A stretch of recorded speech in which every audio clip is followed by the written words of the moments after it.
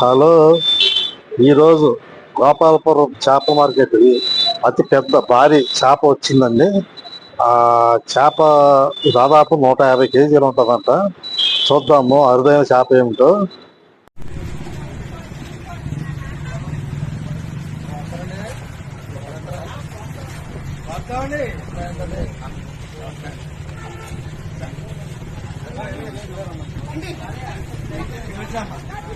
వెంకటరావు గారు, ఈ చేప పేరు ఏంటి?